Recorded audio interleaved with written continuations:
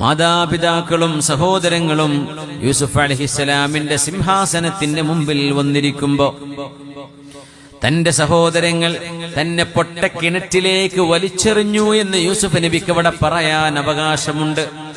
യൂസുഫ് നബി പറഞ്ഞോ? പറഞ്ഞില്ല. അതവർക്ക് ഭയങ്കര വേദന ഉണ്ടാക്കും അല്ലേ? നമ്മൾ ചെയ്യേണ്ട ഒരു കാര്യം എന്ന് വെച്ചാല്, എപ്പോഴും നമ്മൾ ഒരാൾ ഒരു തെറ്റ് ചെയ്ത് മാപ്പ് ചെയ്ത് കൊടുത്താലും വീണ്ടും നമ്മൾ ഇങ്ങനെ പറയും, എന്നാലും ഉമ്മാനെ തല്ലിയ ആളല്ലേ, അല്ലെങ്കിൽ എന്നാലും നീ ആ ജ്യേഷ്ഠനോട് ആ പണി ചെയ്തില്ലേ, എന്നാലും നീ അന്ന് ഇങ്ങനെയൊക്കെ കാണിച്ചില്ലേ. മറക്കാൻ എന്ന് പറയും. അഫും സഫ്ഹുമുണ്ട്. സഫ്ഹ് ചെയ്യാന്നാ ഖുർആൻ പറയുന്നത്. സഫ്ഹ് ചെയ്യാന്ന് പറഞ്ഞാൽ മാപ്പ് ചെയ്ത് കഴിഞ്ഞിട്ട് പിന്നെ എന്നേക്കുമായി മറക്കണം. പിന്നെ അത് മെൻഷൻ ചെയ്യരുത്. അത് ഭയങ്കര ക്വാളിറ്റിയാണ്. നമുക്ക് ചെയ്യാൻ പറ്റുമോ?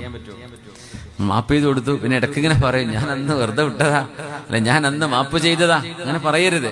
മാപ്പ് ചെയ്തത് അള്ളാഹുവിന് വേണ്ടി ചെയ്തു, കഴിഞ്ഞു. പിന്നെ അതിങ്ങനെ പറഞ്ഞുകൊണ്ടിരിക്കരുത്.